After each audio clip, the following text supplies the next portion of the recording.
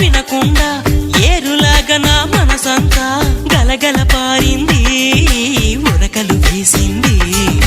నీ ఊసులే నాతో ఇలా చెప్పిందిలే చిరుగాలి, నాతో మరి దోబుచులా రావే ఇలా ఒకసారి. వివరం అడగక ఎదురుగా నిలబడు కలల తెరలు వదిలి, నువ్వు నాకు మనసిస్తే నేను చేరుకుంటా, మరి కాస్త చనువిస్తే నీ సొంతమవుతా.